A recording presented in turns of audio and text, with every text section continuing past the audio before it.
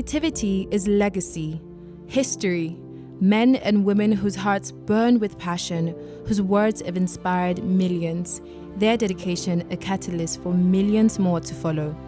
Creativity is the future, a picture that paints the men and women anchoring change through innovation in technology and media. Across the continent, across the globe, creativity is now. Exploring not only the art or the science of the craft, but the business driving it. Creativity is business, because to shake the world, to demand attention, to solve problems, you need to master the business. You need to mean business. Join in on the conversation with thousands of creatives that will be attending TMCon, and you can be one of them. We are excited to have you at TMCon. Hey guys, welcome to TMCon 2020. I'm sure you're wondering, what is TMCon? Why is TMCon? Who is TMCon? Am I TMCon? No, I'm not. TMCon is the largest gathering of African creatives in the tech and media space. And we have an amazing lineup of speakers. We have somebody from Zimbabwe, we have somebody from the United Kingdom, we have somebody from the United States. I'm sure you're wondering, I thought TMCon was on the 26th of November. It's supposed to be in Love Conference Center, and it's supposed to be by 9 a.m. But I'm in Lagos, I'm in Enugu, I'm in Akwa Ibom. What do? We got you covered. Today is our exclusive virtual day, and everything that's going to be said today is not going to be said tomorrow at live audience. So make sure you stay tuned to this one. Make sure that even if you're going to be there tomorrow, you're going to be here, get as much value as you can. So I'm going to go for a short break, and just before I go, are you subscribed to TMCon? If you're not, you should subscribe. You should, because when you do, somebody is gonna get free food to eat somewhere in the world. I'm serious. I'm going for the break now. But subscribe. I'm serious. Subscribe.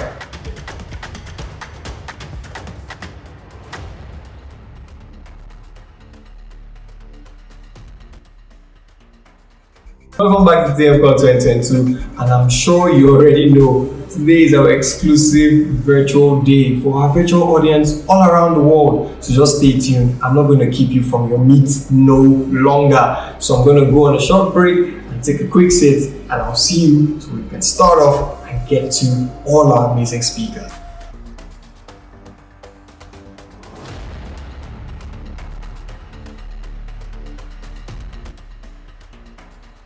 Hey guys, welcome back from that short break. I'm sure the warming felt like 2 hours. Anyway, everyone is ready. Our speakers are ready, our guests are ready. Just you. Are you ready?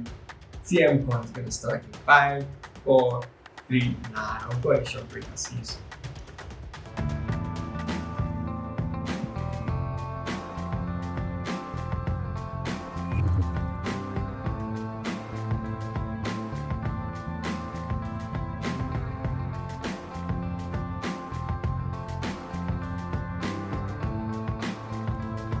My designers in the house, please leave your comments in the comment section, because we have a brand designer all the way from Zimbabwe. When we're talking about the largest gathering of African creatives, we meant African creatives. So we're gonna have, should I say the name? Should I not say the name? I'll say the name. I'll allow the next person to take it away for this next session. So, Mara, take it away.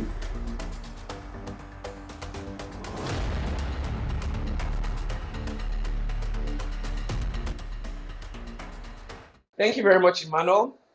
Right now we have all the way from Zimbabwe, Fungai Dube with us. If anyone has any questions or comments, please leave them in the comment section and we'll get to them in this section. So, hi Fungai, how are you doing today? I'm good. How are you? I'm very well, thank you. So, for today's session, we're talking about the business of design, and a couple of issues have come up for African designers.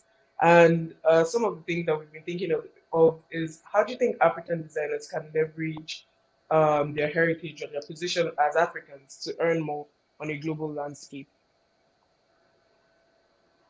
So I really think that's a very interesting question.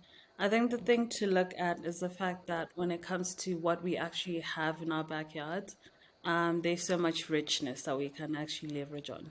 And because the world is always in need of diverse storytellers, it puts us in a very sort of critical position where we actually have so much that we can exploit and add to that diversity. So, given that even as Africans, like the way that we practice things, there are common things or common threads that we share. I think that African parents are universal, things like that. But even within that, how I interact as a Zimbabwean, like maybe the foods that I eat, the things that I see, the way that we have some of our customs and our cultural practices may be slightly different to how it may be for you, Mara.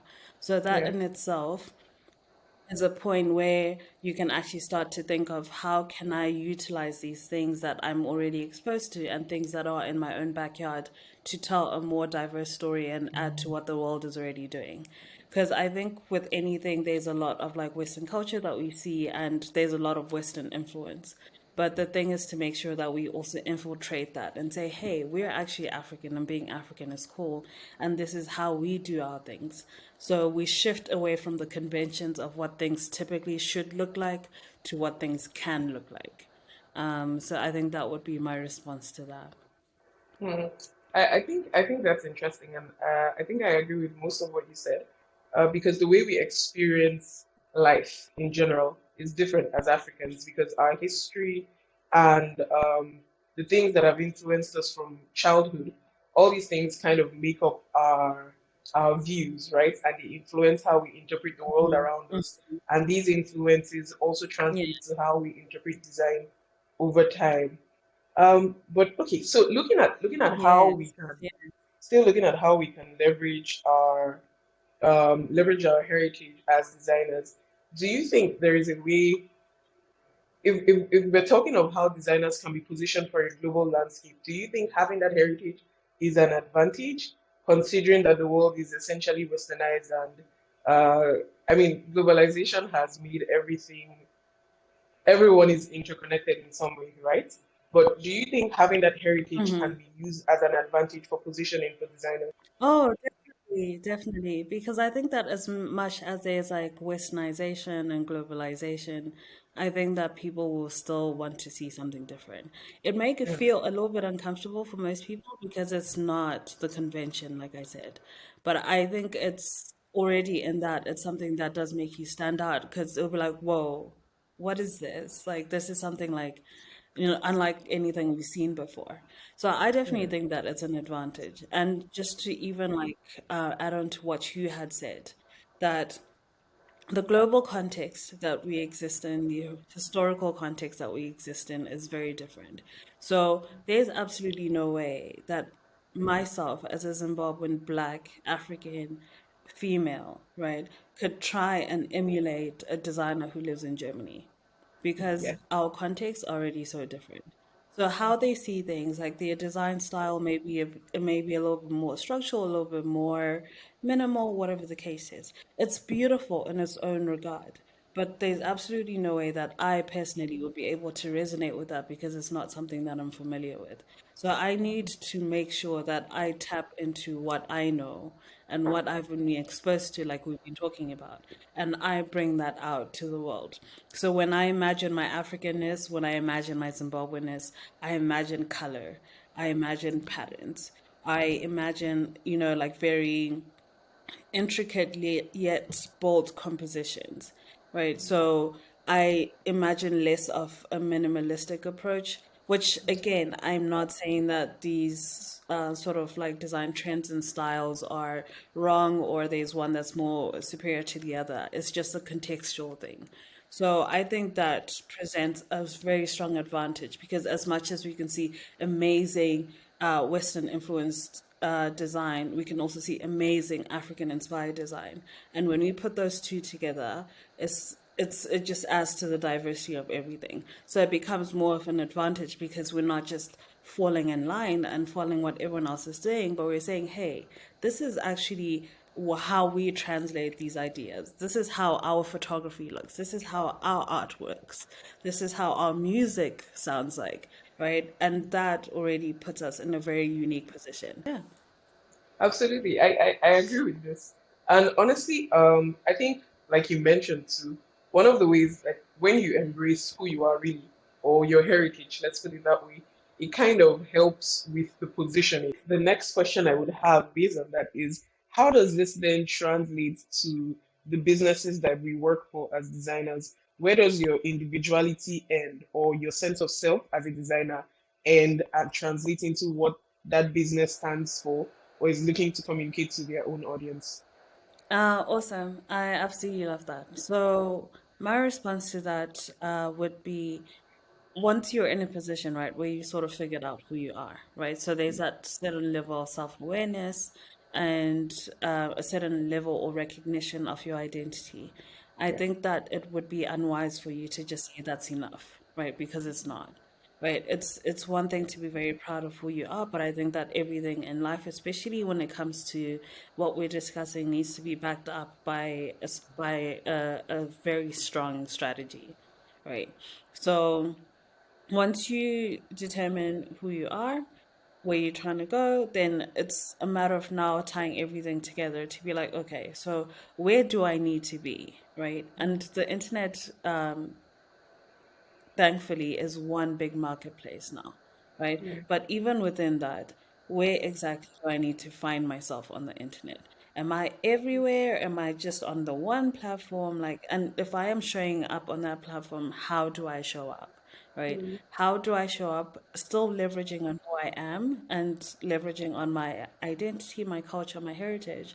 But what sort of work do I put out there? Who is my target audience? How do I sound to my target audience? How do I appeal to them? Because at the end of the day, yes, I want people to be able to embrace my Africanness, but I want for there also to be something profitable that comes out of the work that I'm doing, because it is exactly. a business at the end of the day. Exactly. So Exactly. yeah, so it's just really being cognizant of that, to saying that is, once the foundational grunt work has to be done. So you have to do your research, you have to do your end user research, right? You have to make sure that you come up with your positioning statement. You have to make sure that you come up with your brand purpose, all of that, your tone, your voice, and you implement that even alongside this identity or this heritage that you're also leveraging on, so that it comes out as an ultimate package. So that process in itself is something that's going to take way longer, because Yeah. people naturally assume that, hey, if I have these things in my head and I know what it is, then and I'm proud and I'm African and I'm celebrating who I am, then the world is just gonna be like, okay, we're gonna eat it up. No, that's not No. how it's gonna happen. Takes a lot more It's than gonna that. be a very gradual kind of, yeah, where you have to like continue to iterate on strategy, where you have to experiment and be bold enough to try out things that may be a little bit unconventional. So some things may stick, some things may not stick. So you go back to the drawing board. What do I need to do? Do I need to move on to LinkedIn? Do I need to be more present on Twitter? Do I need to start a TikTok? Whatever the case is. Like I'm saying, the thing that really levels us out, regardless of whether I'm here in Zimbabwe, whether you're there in Nigeria, whether someone is in the UK, is that the internet is accessible to everyone. So we all see and consume and digest the same content on the same platforms. So just being really smart about how you go about that is really what will make a difference when it comes to positioning yourself and still retaining your authenticity as a designer. Okay. Thank you. I don't think I could have said it better myself, Fungi. But so, just to recap, even as we embrace our individuality, embrace our heritage and who we are, where we come from, the experiences that have basically shaped us and our perception up to where we are, we still need to be able to distinguish and position ourselves to appeal to a wide range of people on the global platform, so that we're not just pushing our Yeah. heritage out there alone, but we're also connecting with people of different heritages. So it's kind of been like a door, like we're would I say a door? So it's like we're giving and we're receiving basically at the same time. So we have to be able to share of ourselves and also receive of other people in the process of positioning. But I think my next question now would be, once we've done all that, we've been able to position ourselves and identify who we want to talk to, where we can find them as designers. How do we attract seven-figure clients? Because if I use Nigeria as a landscape now, a lot of I would say misconceptions is that the only way to really earn as a designer is if you're working with, say, international companies, for example. And to some degree, I do agree with that because you Mm, earn a lot from, um, so it's money that's coming into the country basically that is lifting up the economy, and it's new money that's coming into the system. But as a designer, how do you think you can position yourself to attract those seven-figure clients, to attract the top earners, the people that have the money that you're seeking? Because, like you said, it's a business. You do want to make profits off of it. So how do you position for that? How do you mhm. attract those people? Okay. So I consider high value in very different aspects, right? So you can get a Okay. seven-figure client, which is great. But I think that we have to take it back a little bit and then we'll come back to this. In the sense that I think value increases over time. So when you actually start out as a designer, right? Imagine yourself on day one of month one of year one of design, right? The work that you're doing compared to year seven, right, is going to be very different. And you're also going to not Absolutely. only evolve in your technical skills, but you're also going to evolve just as a person. So your character will change, things that you're interested in will change. So your value also changes over time. Yeah. So what I consider value is to say that even as you're starting out, right, if you're able to get a client who's still going to be very respectful of your craft and realize that you're a professional, right, and interact with you in that way, regardless of whether they pay you a dollar now, right, that is, and you retain sort of like the same ethos and you keep working at it, that same client could potentially be paying you $100 in a month, Yeah. right? Yeah. Yeah. So the more you work at it, the more you continue to improve on your technical skills, the more you continue to also put your work out there because people are not going to be aware of what you do unless they can actually see that you do what you do, right? The more you're able to get more of those clients who will come to you naturally, right? Because they actually have a sense of what your value proposition is. So I think Mm. that's the most important thing when it then comes to saying, I'm going to attract high value clients, I'm going to attract well paying clients, is one very staying very true to your process and making sure that you actually get better in whatever your craft is. So that when you put your work out there, right, they may not have had a conversation with you as a person, but just from first impressions and how they see your work, they're already able to get a sense of how technically good you are at what you do, right? Yeah. Secondly, I think again, like I'm saying that, and I've been saying, the thing is to make sure that you're also consistently working on yourself as a designer. What do I need Yeah. to learn today? What do I need to improve? Right? What sort of area do I need to look into? Because as much as it's also technical, right, we're also talking about more internal plumbing. How do I communicate with people that I've worked with in the past? Right? How do I communicate with future clients, right? Or prospective clients? How do I run the internal workings of my business, right? When I send you an email or when you inquire with me and I respond back to you, does it give you confidence as a client to be like, oh, okay, this seems like someone who's very well put together, someone who's professional, someone who knows what they're about, right? So it becomes also about the little things, right? Where you're like, yeah, I'm working, I'm getting better technically, like my skills are getting better, but I'm also working on other aspects that are going to allow me to be in a position where I can attract more clients. Thank you so much, Yeah, Fungi. exactly. I think we're coming to the end of our time. I wish we could talk for another 30 minutes. This has been fun. Um, so, all right, then over to you, Emmanuel. Thank you. Creativity is legacy, history, men and women whose hearts burn with passion, whose words have inspired millions, their dedication a catalyst for millions more to follow. Creativity is the future, a picture that paints the men and women anchoring change through innovation in technology and media. Across the continent, across the globe, creativity is now. Exploring not only the art or the science of the craft, but the business driving it. Creativity is business because to shake the world, to demand attention, to solve problems, you need to master the business. You need to mean business. Join in on the conversation with thousands of creatives that will be attending TMCon, and you can be one of them. We are excited to have you at TMCon. I told you guys, I told you, designers in the house. I told you I have bias towards you now. But thank you so much, Fun Guy, for the amazing session. Thank you, Mara, for asking the hard-hitting questions. I mean, these are questions that nobody really answered when I was starting out in design. How do you charge? How do you price? How do you add value to your work? How do you present your work? Nobody was there to answer these questions for me. So thank you, Mara, for making that information available to all of us.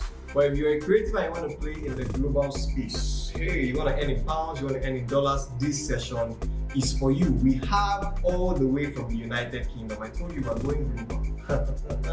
We have Eitayo, the founder of Utiva, and he's going to be talking to us about creativity beyond borders. You want to get global relevance? Stay tuned. This one is for you. To anchor this session, it won't be me, no, it's not me. We have our very own in-house project manager, Innocent Akoma. Please do your thing.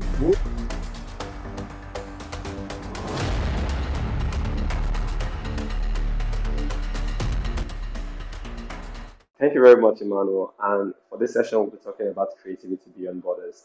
And we have none other than the CEO of Utiva, Mr. Eitayo Ogumola. And he's joining us all the way from UK. Thank you very much for joining us today, Mr. Eitayo. Thanks, Innocent. Thank you for having me. Okay, so today we're talking about creativity beyond borders because when you talk about creativity beyond borders, we're talking about the global market and what it has to offer talents in Africa, right? So I would like to let you know for a fact that when we thought about this, we thought of none other person than you, and seeing the success and the thousands of students that have been churned out from Utiva is phenomenal. So thank you for the work that you're doing. Yeah, thank you so much. Thanks. No problem. I think we'll just dive right in because, right, we have our online audience with us, virtual audience. They are going crazy in the comment section, and all of these people want to know how to chart a path from themselves from just taking their passion, serving an African market to a global market, right? So I would like to ask you, do you think there's a short path that can be carved out for a creative, either in the tech or media space, that could lead them to maximizing their talent in a way that they serve a global audience? Do you think there's a defined path for them? Yeah, absolutely, Innocent. So two things that I would put straight out there. The world has solved two major crises, which is the money problem. So if you're creative, regardless of where you are, it's so easy for you to get your money. That was the problem in the previous, in those days. Then the second major problem is the power of storytelling. When it connects to how you're positioning your brand maybe as a person or as a creative person that runs a business. One of the things I have seen, and I'm telling you this for free as someone that has lived in 6 countries, including the US and also in the UK. I live in the UK now. I can tell you for free that the global market is actually ready to absorb, more talent from Africa. Because one of the things that the world acknowledges is the power of diversity, especially if you're a creative coming from Africa. You need to understand that there is an intensive, yearn for your skill. Maybe you are in the tech space or you're in the media space. The world is really ready, to absorb, whatever talent that you're bringing to the stage. However, there are a bit of constraints. There are some challenges that we need to, maybe talk about when we get to that conversation. But I'm just putting it out there that this is a $1 trillion market.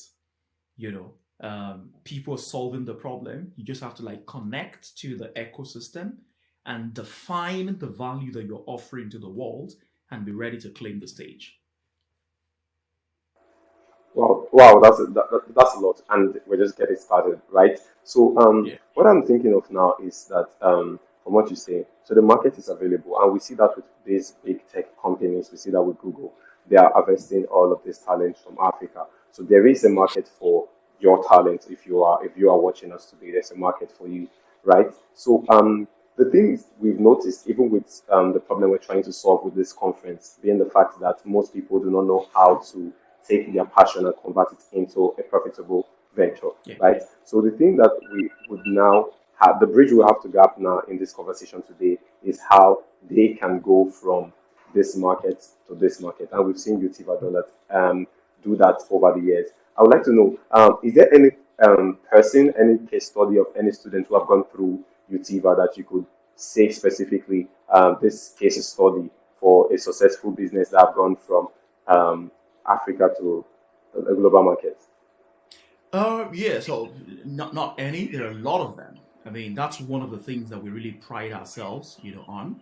I'll give you a case in mind. There is a lady who was a nurse, right? She came to Utiva to learn data science, completed a data science program, at Utiva. Two things happened once immediately she completed the training. The first thing she did was she started to volunteer, for startups that want to kind of like take their data and analyze the data. She did that in Nigeria for about 3 months. But one thing she did that I find very spectacular or very, very interesting is, putting out consistently a story on many of the digital platforms and social media platforms out there, on LinkedIn, on Instagram, on Facebook, and on Twitter, sharing the data she had analyzed, So she moved from being a learner at Utiva to being a volunteer with the space of 3 months. And then she joined a United Nations project, where she was a data scientist on that project. And now she works with a data science, company in the UK, as a data scientist. And this lady is quite very phenomenal. And what is also interesting is it's not just Chisol's story, right? It's the thousands of other young, Africans that come to learn at Utiva, get the right mentoring, get the right coaching, be a part of the ecosystem, and, move on from there to put out their career on a much more global stage. So talk about someone like Nifemi, who now lives in Manchester as a data scientist, or Tolu, who is in the UK, I think she's in London as a software engineer, So it's interesting to see these young people, get out of Utiva, do a bunch of different things, and then begin to work with, global companies. But I'm not just interested about those that work with global companies. It's also those that work with global companies and are also, providing support as digital consultants, for local companies, right? So they're also earning, multiple streams of income. But what is most essential is the fact that they're also able, to provide value back home to, startups, at home in Africa that are building, technology companies. And these stories are very, very phenomenal. Well, I think that's amazing because I think we asked for a case study and we've gotten like 4 now. And one of the things I would like to say before we move on is I noticed a pattern from the first case study you just shared with us, right? So she came to Utiva, she learned a skill, then she volunteered, and now she's in the UN, right? So could this be like a framework to take? Because we know most creatives are still touchy about the subject of that we have now branded as will pay you with experience, right? So they are not in a phase whereby they are willing to want to give out their giftings or their talent or their skill for free, right? So what is the role you think that plays in terms of positioning that person for global opportunities? I mean, so to be honest with you, Innocent, you are not given your skill for free. That's not what you're doing. When we say something is transactional, it means that value is being exchanged, right? So someone on the creative side, you are providing your skill as part of the transaction value, exchange process. And the other person, you need to be able to define from day one what you're getting in return. If you think you're not getting anything in return, then don't be a part of that transactional relationship. You shouldn't be a part of it. But if you know that you're getting something in return, and sometimes it might be that you're getting the exposure, or you're getting the experience, or you're also getting the global stage to tell a better story, or you're getting, sometimes it's not even the experience, it could be the relationship that you're getting. But you shouldn't give your skill for free. You should give it, or you shouldn't give your talent for free. You should give your talent as a part of a transactional, process. That's the first thing I want to talk about.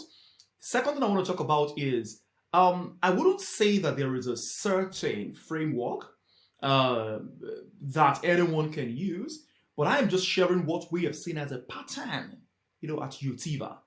People complete our learning program, they do any of those two things, they get the right mentoring, the right coaching, or they be a part of a volunteering process, right? The coaching and the mentoring allows them to kind of like brush up their skills, refine their capacity. Volunteering allows them to brush up their skill also and refine, but most importantly, gives them a platform, to showcase their ability in a much more corporate environment. And they go from there, to being a part of a local organization or a local startup, be a part of the process, but that is always, much more transactional in terms of the relationship because they are being paid for that. And boom, you see them abroad, working either remotely or they are located in that country. If you want to call it a framework, I would agree, but that's just a pattern I would say. But I do also need to say that there are a bit of other people that have gone from learning to jobs abroad. I was watching a YouTube video of a lady that I did not even know that was a part of Utiva. I think I just stumbled on a YouTube video, and I realized she mentioned Utiva, that she learned at Utiva, and now she works in Canada as a data analyst. And so there are many people out there, but there's certainly a structure, around this process. I think we're much more familiar with the success stories of Utiva, right? Because my boss, who you are also familiar with, is a graduate of Utiva, right? Absolutely. And there's just a certain level of excellence that we've gotten to that's now associated with Utiva as an institution, right? So I think if I was an employer, I am more likely to give a chance to someone that's gone through that platform. So in terms of churning out, cultivating new skills that are marketable in this space, are there any skill sets that you think people should be paying mind to that the market is looking for? Because it's not just about having the skills, it's about having skills that the market needs. You need to be feeding into a particular demand in the marketplace. So what are those sectors, what are those skills that you think these people can learn or they can brush themselves up with? Yeah.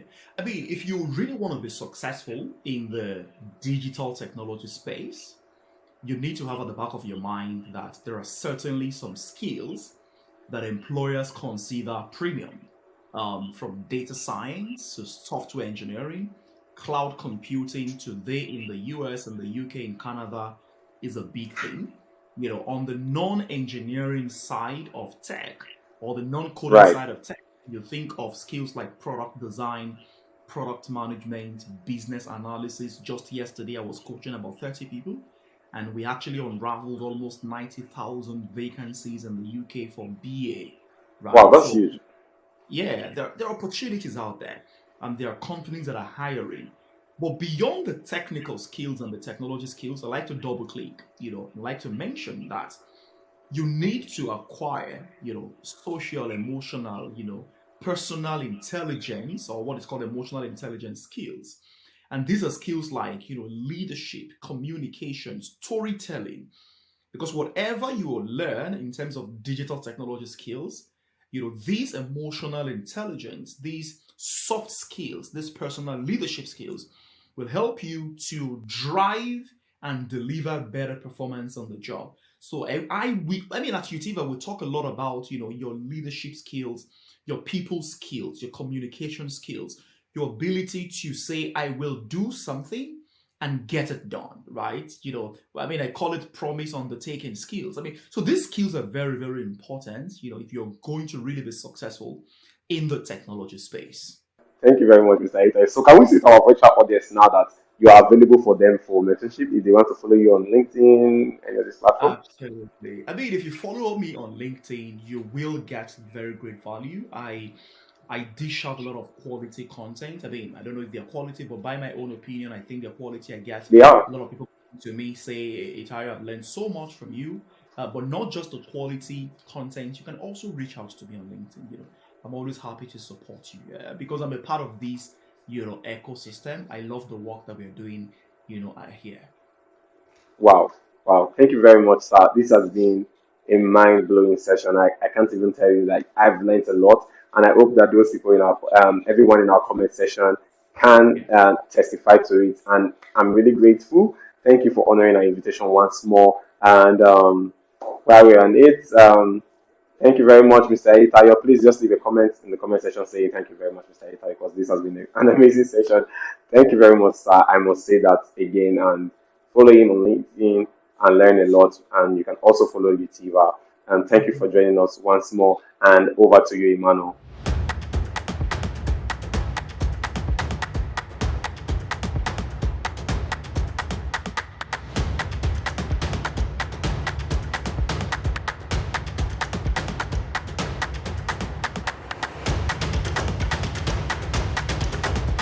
Alright, I know you're really eager to dive into the next session, but here's a message from one of our sponsors.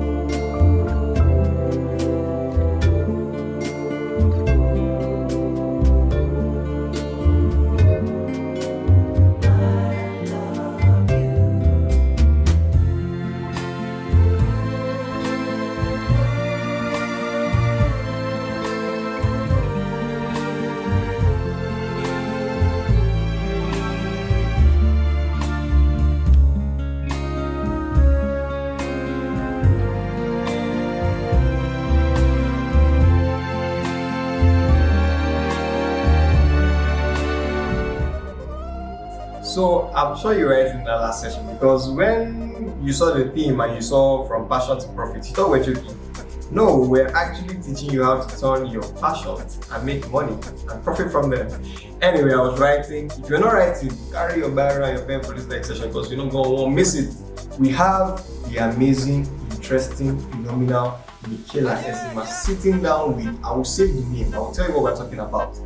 Do you know about the creators economy? Do you know how to profit from the creators economy? Are you sure you do? Well, these two people, I can tell you for a fact, know exactly what they're doing. So stay tuned, because we have Michaela Ezima sitting down with the amazing Blessing Abeng. Michaela, take it away.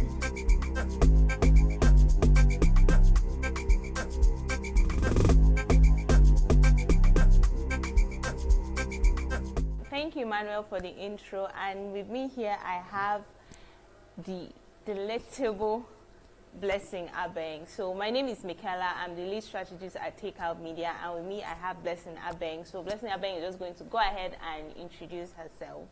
Then we proceed. Hi, my name is Blessing Abeng. I am the co-founder and director of communications at Ingressive for Good. And Ingressive for Good is an edtech nonprofit where we're dedicated to increasing the earning power of African youth by training them with tech skills and all that cool stuff and connecting them to jobs. So far, we've been able to do this with we have a community of 250,000 people across Africa, and we've trained 150,000 of them. I know it's great work. Hello, that's really grateful. So thank you, Blessing, for the intro. So we'll just dive into our discussion for the day. So today we'll be talking about the creators economy, right? And basically, creators economy is when people are able to use the internet to put out contents from which they now earn a living from. So, Blessing, what do you think about the creators economy as a whole? Right. That's a brilliant question. I have a bunch of friends who are benefiting from the creators economy, so I cannot complain. I myself have also been a beneficiary of the creators economy, which is valued currently at billions of dollars, right? Um, I think many years ago, you had to pay large amounts of money to be able to um, get your word out there. You Yeah. know, the people who had control of the media, where it was a big deal Yeah. if your story was being broadcasted on the media. There was a period where people were watching only one station. You could only watch one thing. There's a period where Yeah. it was like only NTA, Only NTA. AIT. You Tales, know, if Tales you by don't manage to get Moonlight. abroad, if you manage to not get abroad access, you will not manage, you get some BBC. Yeah. But it wasn't that popular, right? But now, not only are, you know, channels more universal, more popular, more accessible, but we now have social media channels where someone can wake up in the morning and create specific types of content and get popular overnight, right? And right from that popularity, they can earn thousands and thousands of dollars just because they have more eyeballs on their platform. I heard Kabi is charging up to $1 million Like, to be able to do when some I heard it, I was content. like, that much for not speaking. It's just amazing to be honest. My dear, because like you know, he used to work in a factory, Yeah, and I yeah, think he even got fired. And then you get fired, you yeah. leverage a platform, and you're showing us something that is obvious, like Like your content is obvious content. Now you're charging billions of millions of dollars, dollars. right? It's all about people's attention. So I guess the creator economy is leveraging, you know, I would say your ability to capture attention and retain that attention.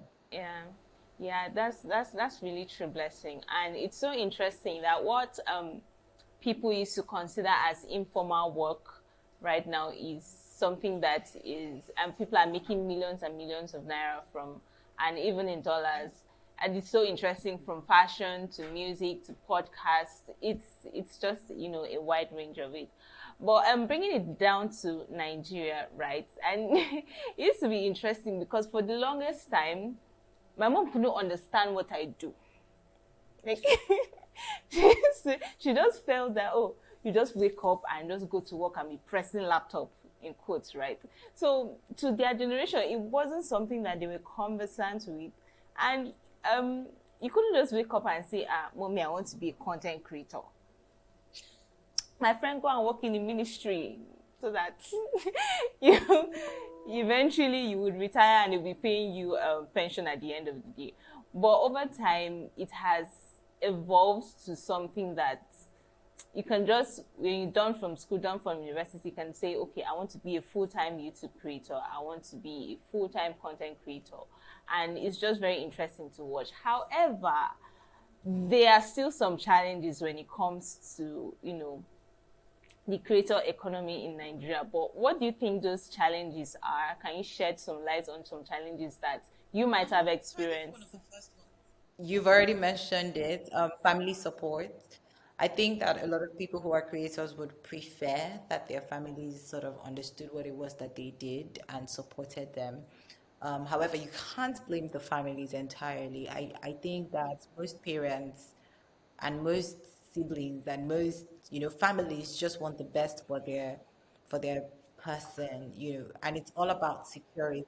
Yes, it's all about security. Whenever they have these conversations, it's always about them not wanting you to make mistakes that they've either seen other people make or they have made themselves. So when you think about it, it's like when you become a doctor, at least the pay, at least back then, in the world that they lived in, the pay made sense. And they Yeah, just want you true. to have enough money to be able to take care of yourself.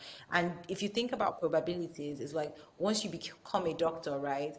No matter what, no matter what amount you must earn as a doctor. So chances are 90% of doctors might be looking successful when they think about it, just based on how they grew up. However, when you think about that in terms of music, how many people actually go into music and become successful, So, become like a Wizkid or a Davido? Do you understand? yeah, I Like the guess success rate is probability is not very that low. high. Yeah. Yes. Same thing sometimes can apply to content creation. It's just that the probability can be higher depending on whether or not you do it right. All right. So sometimes it's just the fear. It's just the fear of, is this good enough to sustain you? Does it have longevity? Longevity, as in, can you bank on this for the next 10 years, 20 This years to be able to? sustainable.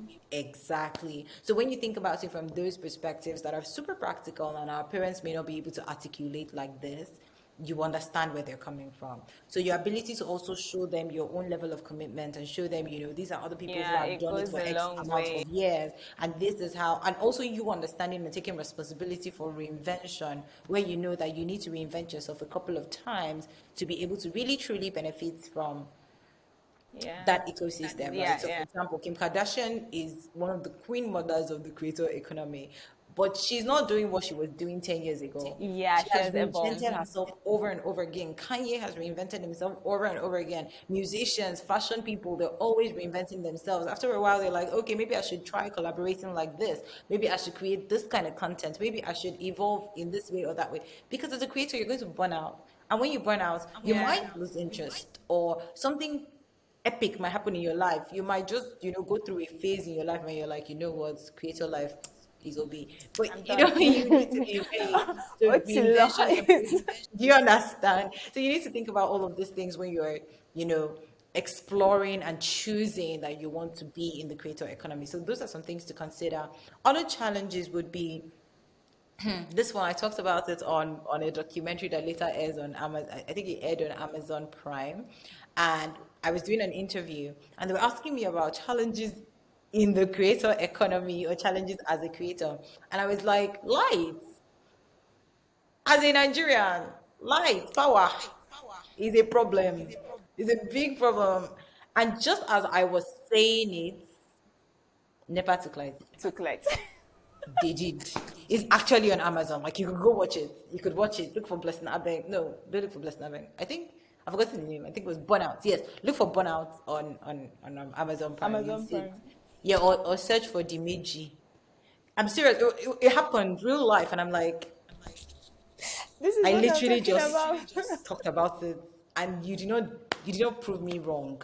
So sometimes lights can go off, and then when lights goes off, it means you have to turn on the gen.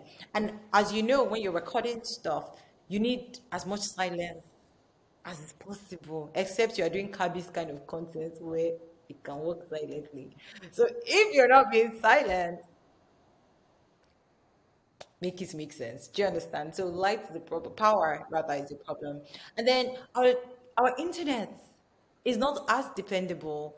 I think that we spend so much time waiting for our videos to upload, waiting for our lives to be clear, waiting for the content that we're creating to just upload, because the internet is not dependable. And that's so sad, because if you were in more, organized and developed countries, that may not be the story. And yeah, finally, accessing and leveraging global opportunities. As a Nigerian, you asked me this question as a Nigerian, right? Yeah, as an African, yeah. I mean, as an African, some of these problems are not universal. So the places where there's constant lights, Zanzibar in Tanzania, there's constant lights. There's constant lights in Morocco. So this is not an African problem. Most of the problems that I'm mentioning are mostly Nigerian problems. Um, yeah, but Seychelles, there's lights, but there's no network. There's no internet. These problems. Yeah, One these other are one that these are might not be universal is accepting foreign currency. It's a bit difficult getting paid in foreign currency, because you have to go through a lot of hoops that you don't need to be going through for people to pay you. And the amount that Nigerian creators have to charge, most times it's not even as much as their abroad counterparts, maybe because of taxes and other little things that affect. Yeah, but even when you charge, especially when you're working with like a global brand that wants to pay you global money to collaborate, getting your FX is so hard. The foreign currency rather is so hard. So those are some challenges that I know, and I've heard a lot of creators complain about as challenges with the creator economy. That's very spot on, Blessing. Thank you so much for highlighting that as well. So pleasure. we'll be rounding up this session with just a little game. So I'll just be asking you, would you rather, and you just you know how it works, right? I will try. So so video meetings or in-person meetings? It depends on the goal of the meeting. There's some meetings that there's a lot of food. It's fun. It's interesting. It would be nice. I meet my friends that comment. So it would be nice to do it in person. But on a general note, video meetings. I beg online. Please let's be specific. Online video meetings. Even So preferable if okay. it's not video. If it's audio meetings, like it works for On- me. Okay, that's nice. So stash of snacks or stash of stationaries? Snacks now. Can I eat the stationaries? I don't know. Well, there are people that have this fascination for lots of stationaries, which It will be fine. The stationaries will be okay, especially when you're in like the tech world where you're supposed to be using iPad. We eat snacks, my dear. There's no tech snack. okay. So would you rather have an angry client or an angry coworker? Say that again. Let me be sure I heard you Angry right. angry client or angry coworker? My coworker can be angry now. Are they paying me? My coworker is not the one that is paying me. Please, wherever the money is coming from, that person has to be happy. My target audience has to be happy. My angry coworker will be fine. We'll be fine You'll be together. fine, right? We'll be fine. I'll deal with your So anger, please. You don't affect my bag. when it comes to communication strategies, would you rather show or Forever show. I'd rather show than tell. Forever and ever, because that's more powerful, more memorable, more everything. that's interesting. Okay, speed or accuracy?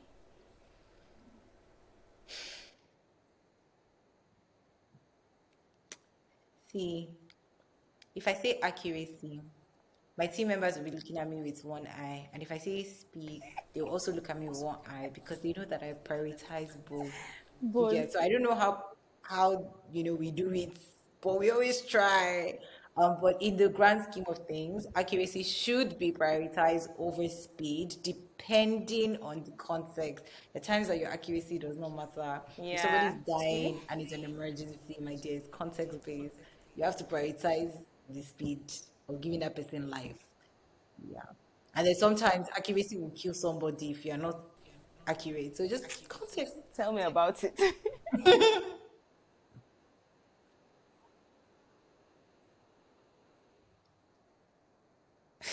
Is it a trick question? It has to be holiday now. Because what am I using the retreat to do? Company retreat is still work. Somebody is planning it on the team. We're still disbursing money. Please, holiday. In fact, a whole month. No, dear. Please, we can plan. We can. That strategy meeting. Just we're giving you drinks and food so that it looks like we're cool. We'll not play small games in between. No, dear. Holiday. Okay, You know, I thank said you this. so God, if my coworkers watch this, I'm finished. thank you so much, Blessing. Thank you to our online audience for engaging and commenting. So I don't know, Blessing, do you have any last words before you leave us? Last final For now. word for now. In case you're looking for more, you can check my social media. But for now, please start where you are with what you have and try to focus on what you have to get to where you need to be. Shift your focus away from what you do not have. And don't downplay yourself. Don't underestimate what it is that you know and overestimate what other people know. Just if you know something, share it.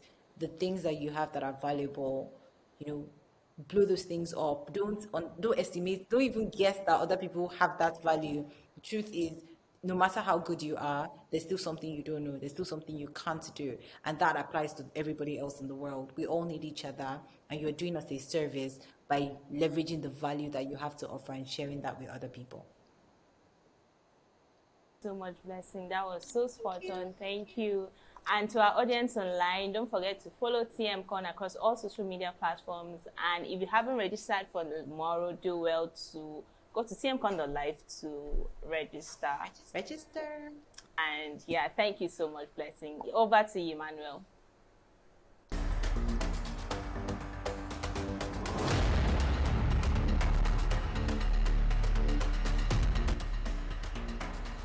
I'm sure you're wondering what drip I'm putting on. Get your TMCon merch at www.tmcon.live right after the short break.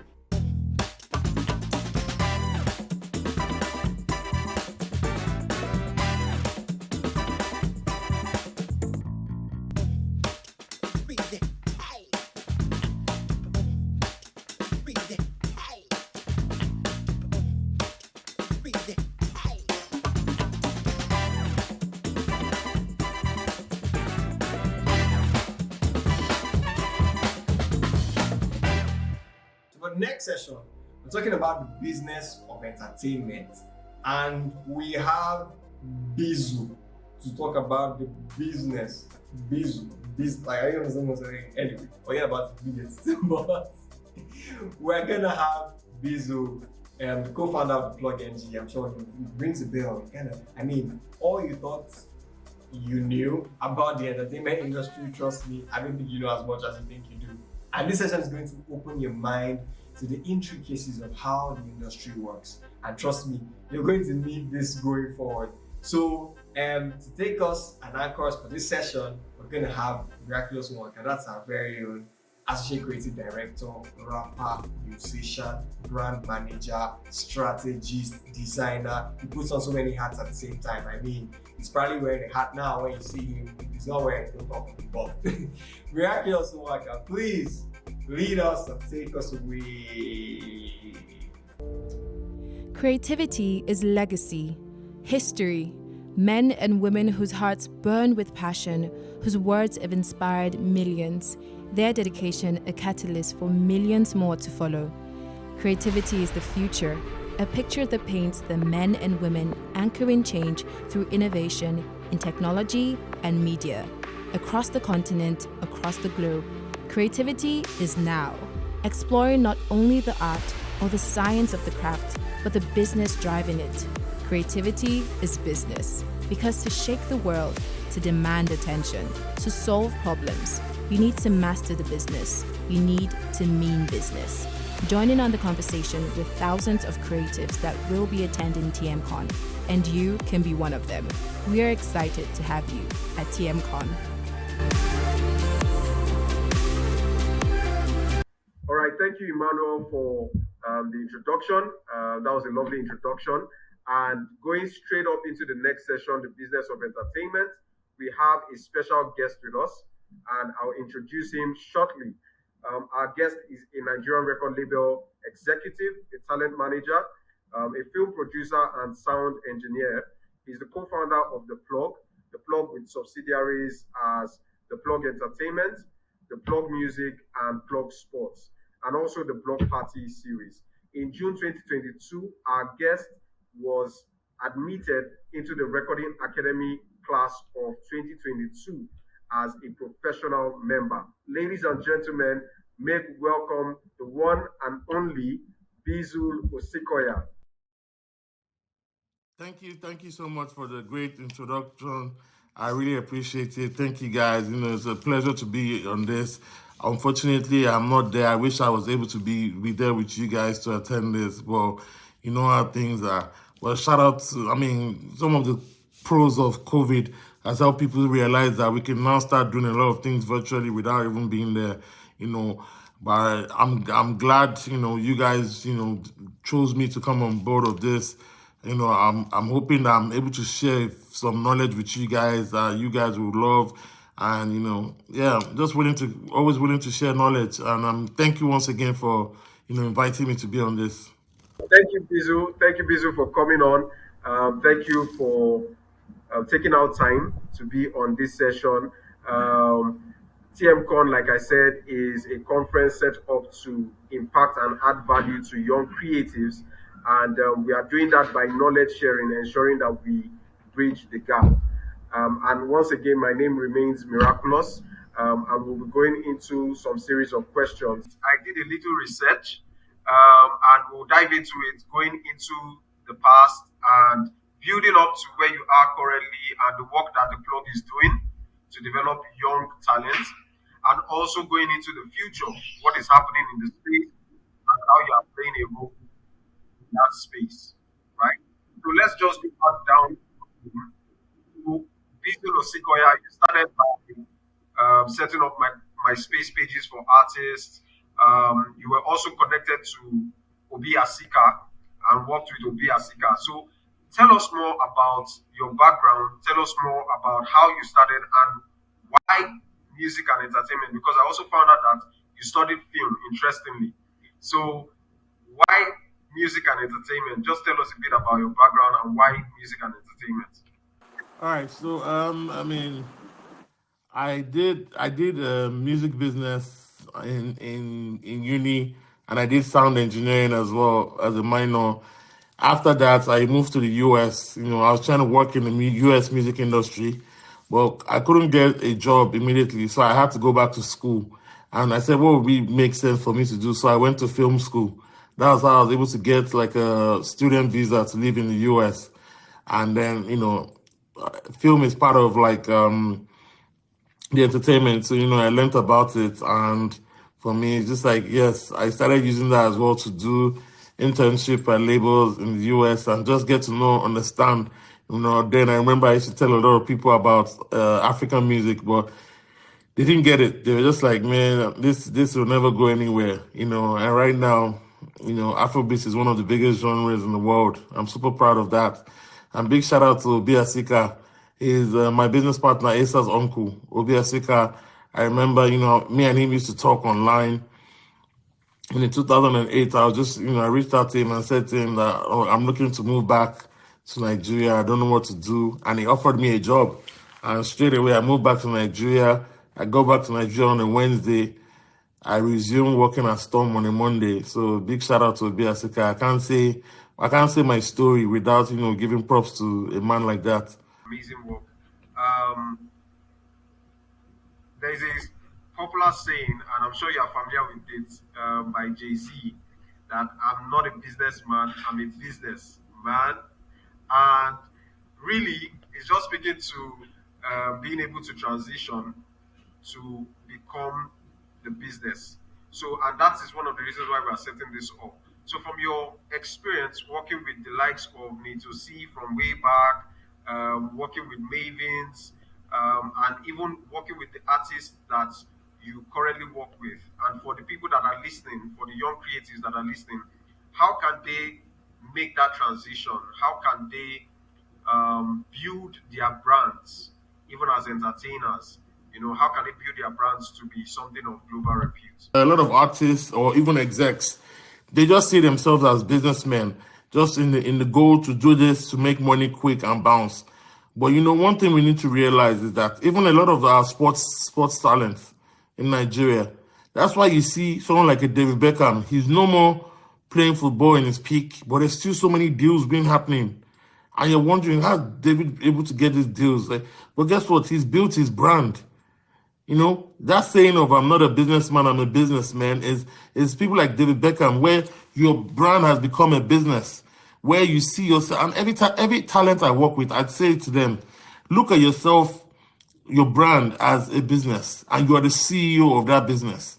And how are you going to employ people who are going to help this business get to where it needs to be? That's one thing me and my partner have done. We've built ourselves as brands beyond our businesses as well. Like Visual Sequoia is the entity outside of the plug.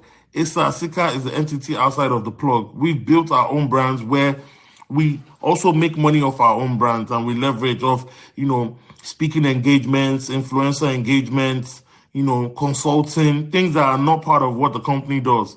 Because at the end of the day, you have to realize that you have to build yourself. You have to keep developing and growing as someone in the industry.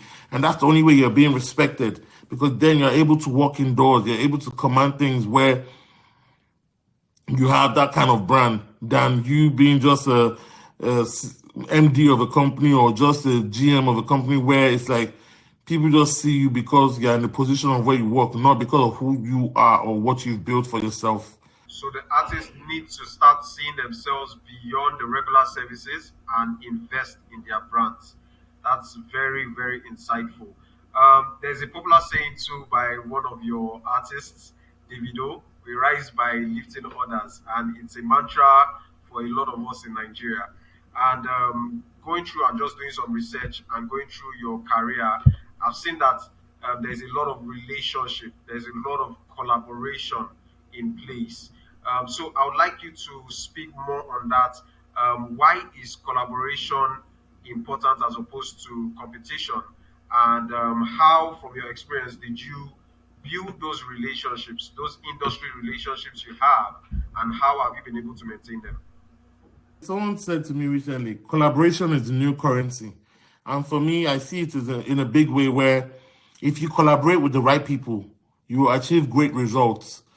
You working with 3 people to make $100,000 is better than you working on your own to make $10,000. But the problem with a lot of people in our industry or in Nigeria is everybody wants to work as a solo man to make 10,000 than work with people to make 100,000. If 3 people make $100,000, that's 3 people sharing 33.3 thousand each. But when you make $10,000 on your own, that's only you sharing $10,000. You've lost out the remaining 22, you know, 0.3 thousand.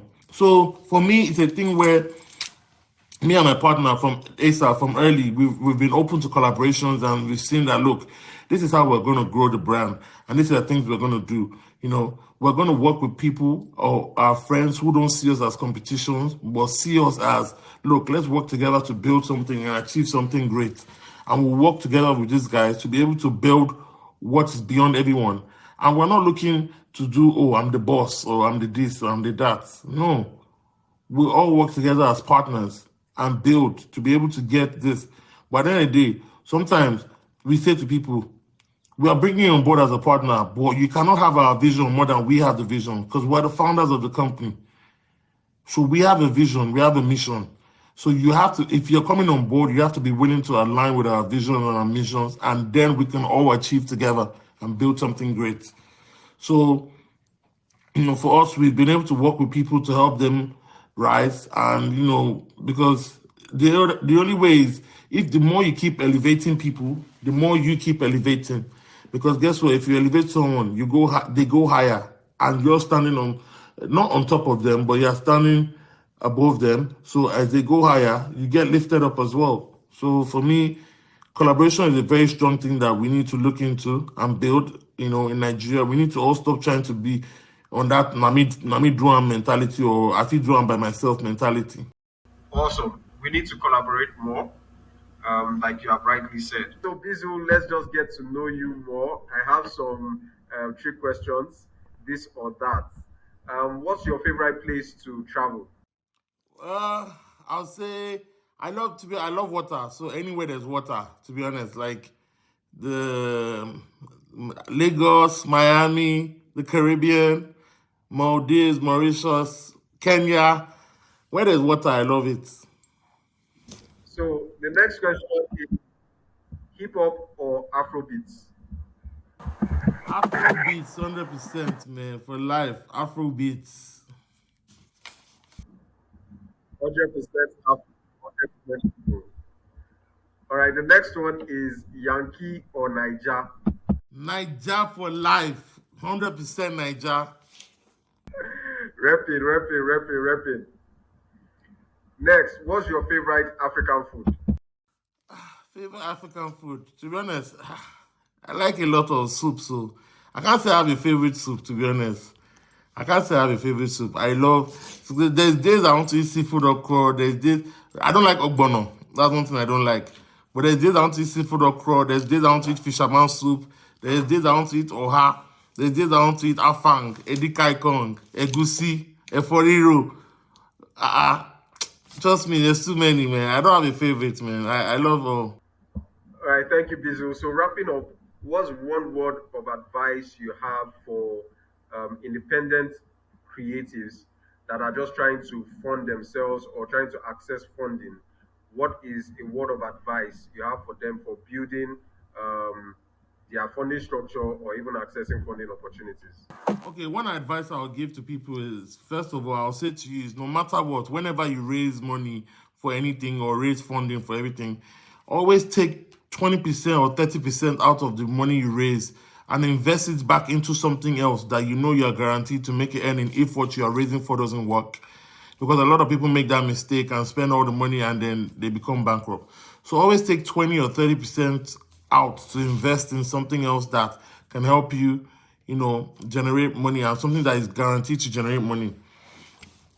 Two, secondly, be willing to listen to people's advice. You don't have to take all advices, but be open to taking advice. Don't get upset when people criticize you. Take a little bit of everything, go back home, reflect, and be better than some and some correct yourself. Don't act like you know it all.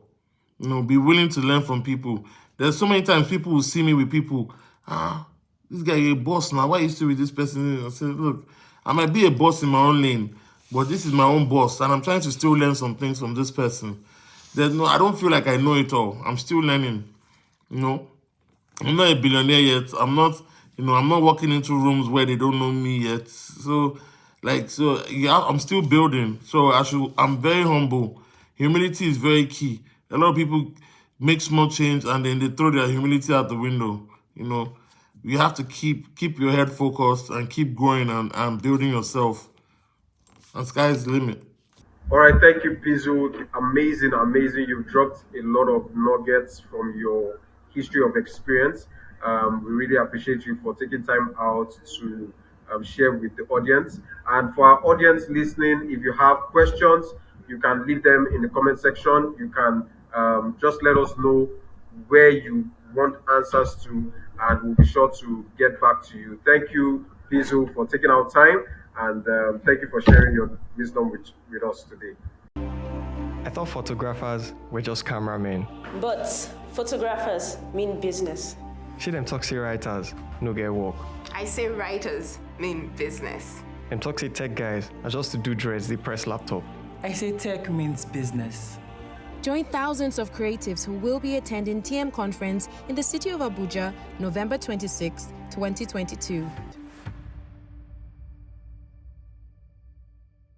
Influencers and creators in the house. Oh, this one was for you. I'm sure you were keeping track and you were taking notes. Anyway, tell me what you thought of the session in the comment section. But if you have questions, drop them in the comments. Please, I'm not the one that sends you to slide into DM. If you get blocked, that's on you, that's not on me. Anyway, this next session is for the tech bros. I have a question.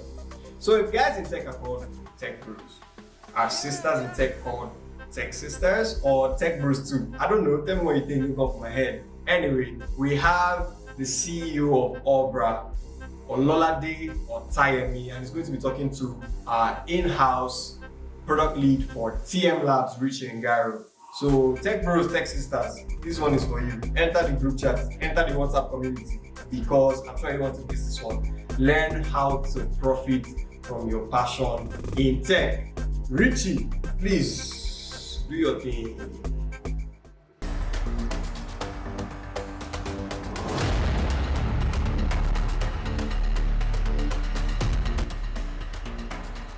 Thank you very much for the introduction, Emmanuel. You're welcome to the Business of Tech. And on the call today, we have Mr. Ololade Otayemi of the Obra Company. We'll be discussing the business of technology and how that drives innovation and change, not just within Nigeria, but also within Africa, right? So please, can you introduce yourself and tell us a little bit more about Mr. Ololade and the Obra Company? All right. Thank you very, very much. My name is Ololade Otayemi.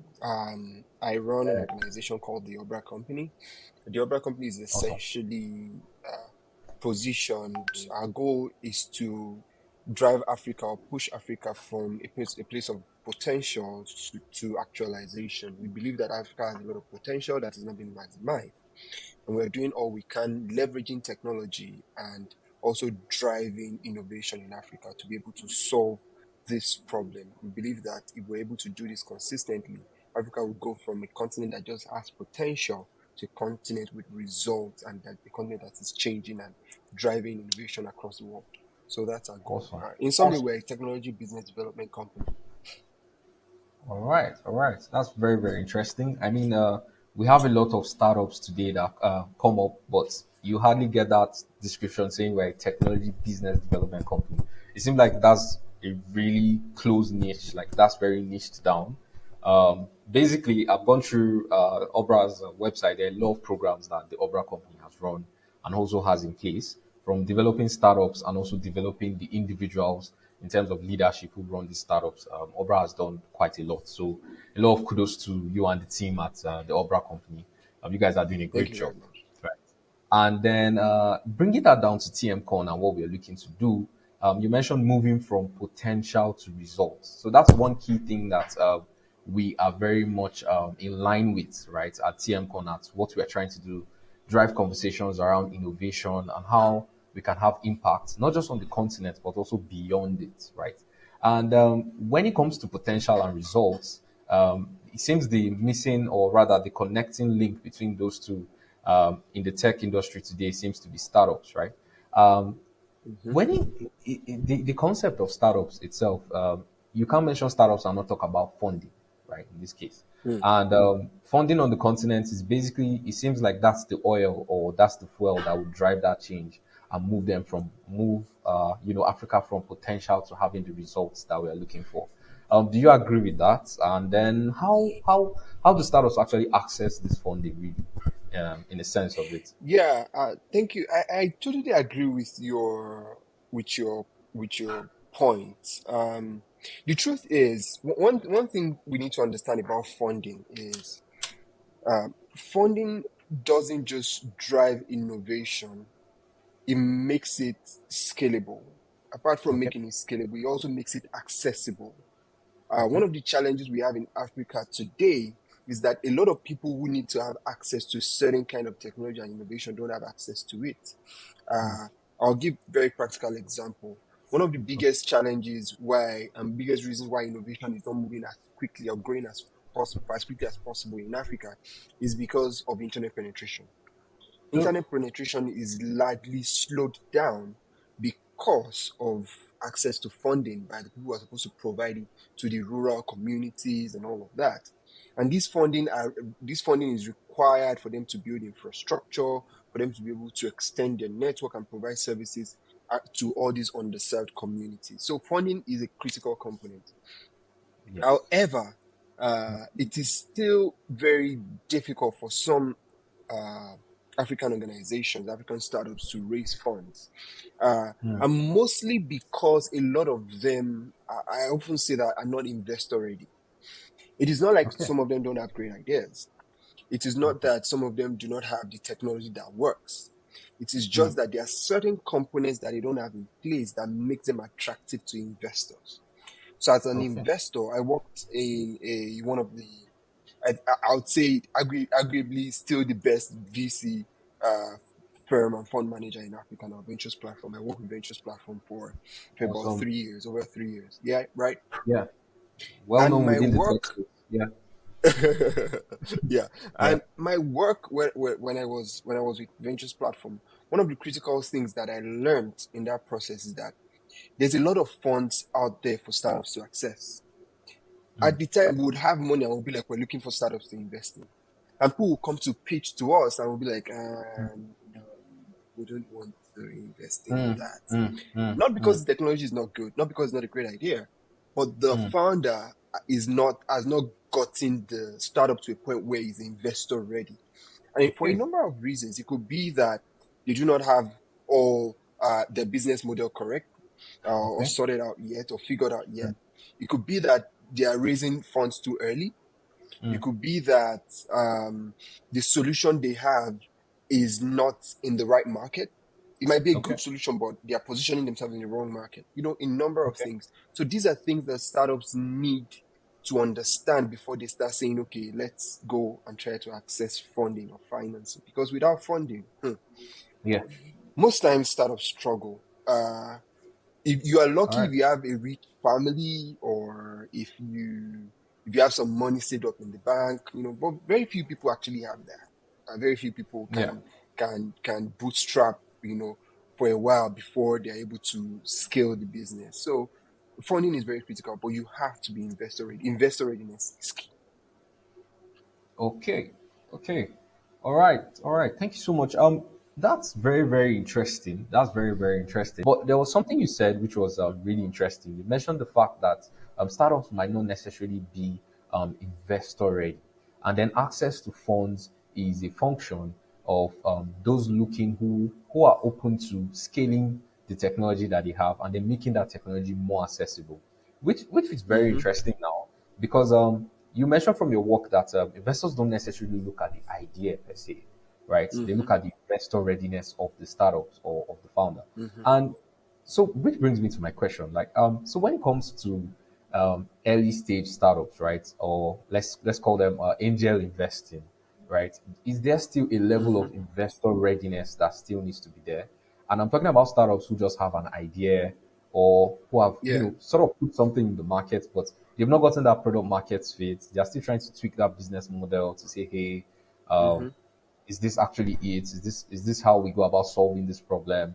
Right? Maybe there's a clear cut problem, but then the solution is not yet so fine tuned.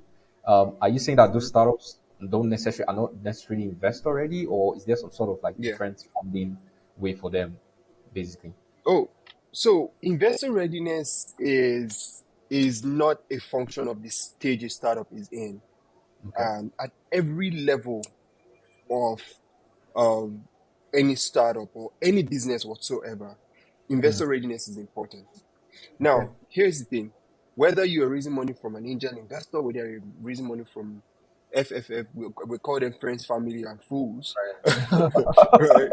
Yes. Whether no Yes. matter who you're raising money from, whether you're raising $500,000, $50,000, $1 million, whether it's $10 million, investor readiness is key. And your investor readiness is a function of the investor you're trying to raise money from, right? Okay. Interesting. If Okay. I'm going to raise money from an angel investor, for example, Mm. it's not enough for me to just stand in front of the investor and say, hey, I have this idea, give me money. No. The investor will then ask me some questions, even though he's an angel investor.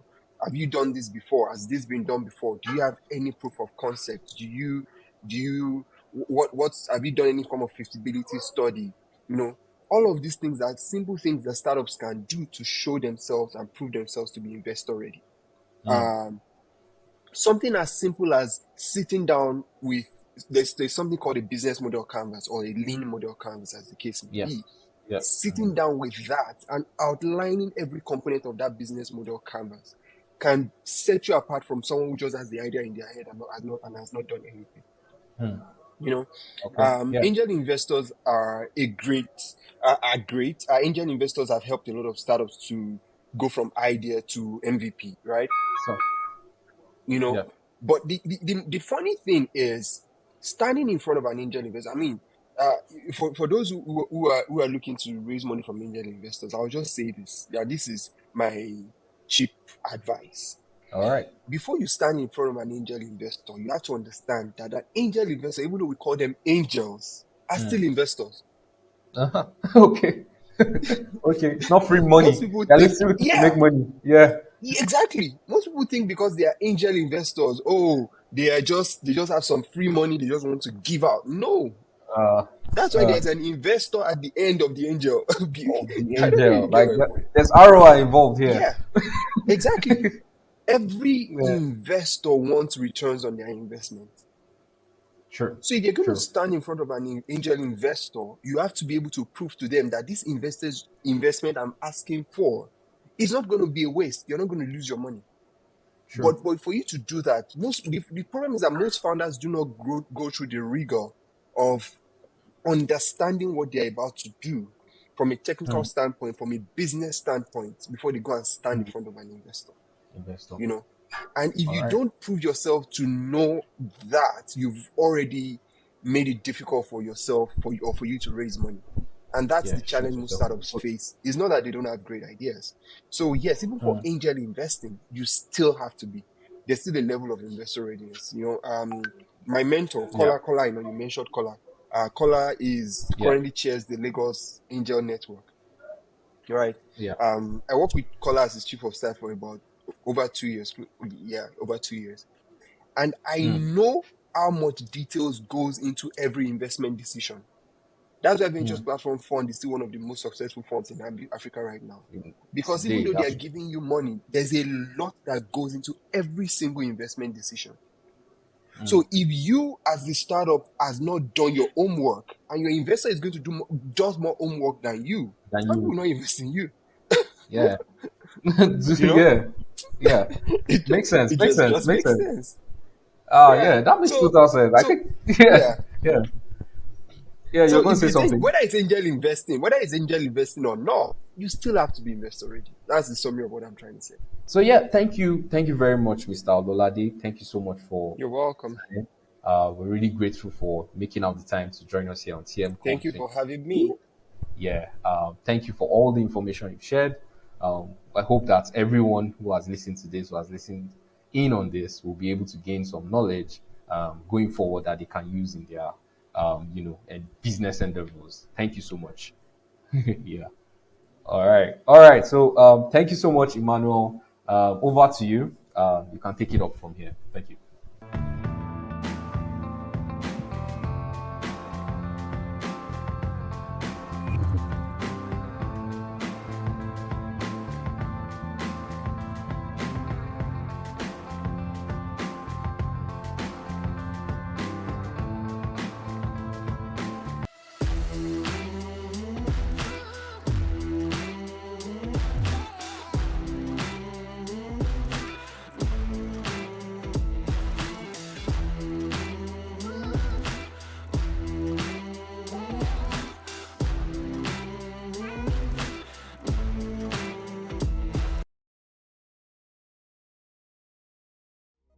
Okay, so what did you guys decide? Are there tech sisters now, or is still just tech bros? Please, I'll let you. I'm not entering an argument with you, but I'm sure you're able to gain something from that. Thank you so much, Richie, for like the insights and asking the questions I really needed answers to. Because I remember when I was growing up, my dad would say, Emmanuel, don't you know that you can just make an app now and then put it on the app store and make money? So me, I used to think you can just create an app, put it on the store, then as people download it, you're making money, right? But as you grow older, you find out that it's not that straightforward. So thank you so much for Richie for giving us insights in that aspect. There's a certain kind of joy that comes from owning your idea and running with it. You believe in your dream, die. So say you're ready to do everything it takes.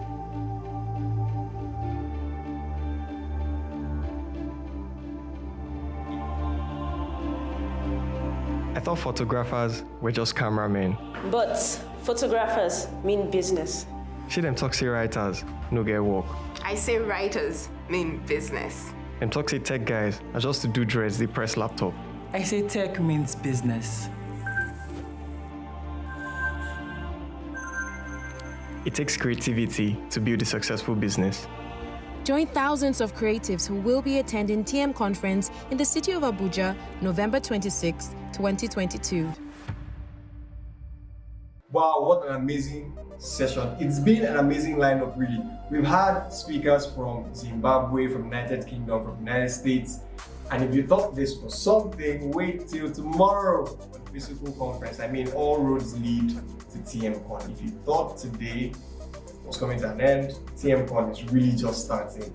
See you tomorrow, NAF Conference Center, 9 a.m. You don't want to miss it. Just want to say a huge thank you to all our sponsors, our partners, our volunteers, and our speakers. I mean, we're ready. Speakers are ready, the team is ready, everyone is ready. So see you at TMCon 2022. Be there!